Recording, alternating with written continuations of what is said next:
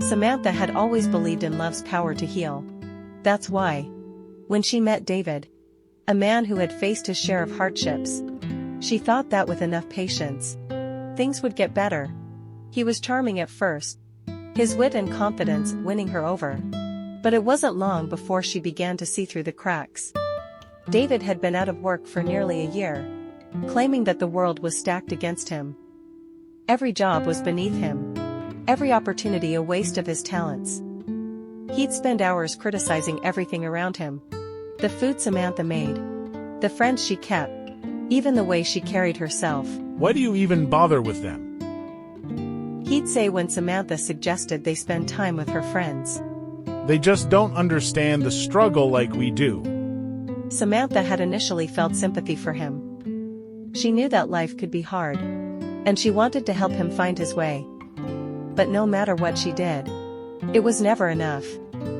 If she cooked him dinner, he'd complain about the taste, claiming it gave him stomach problems. If she suggested finding a job, he'd dismiss the idea, insisting that people like me aren't meant for that kind of work. As time passed, David's complaints grew heavier. He started to feel entitled to everything Samantha had. You have a good job, he said one evening. Why should I bother when you can take care of us? People with money should help those who don't. It's only fair. But it was when Samantha decided she wanted to advance in her career that the real trouble began. She had been offered a promotion, something she'd worked hard for. Excited, she shared the news with David, expecting him to be happy for her. Instead, his reaction was cold. Why would you want to work even more? Isn't it enough that you already do too much? What? You want to be one of those career women, thinking you're better than everyone else? Samantha felt the weight of his words like a punch to the gut. It wasn't the first time he had belittled her dreams, but it was the first time she realized just how much she had been shrinking herself to fit into his life. His arrogance, masked as self-pity, had seeped into every corner of their relationship, making her feel small and powerless.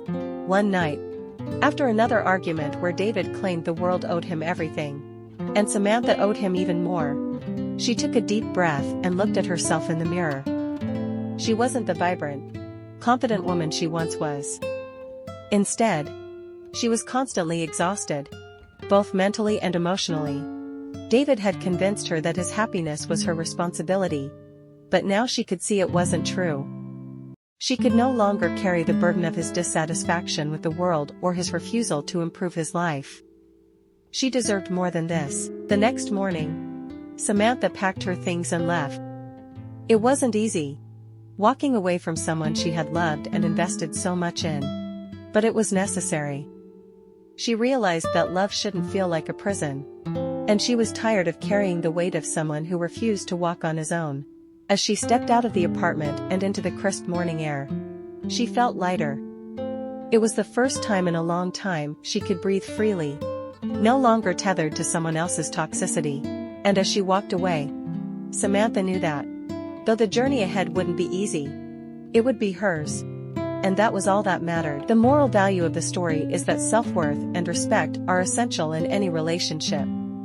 Samantha's journey illustrates the importance of recognizing when love becomes one-sided and toxic, where efforts are never appreciated, and criticism takes the place of support.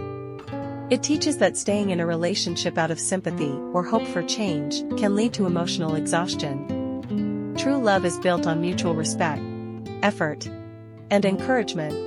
And sometimes, the most empowering act of love is to walk away from someone who refuses to grow or contribute.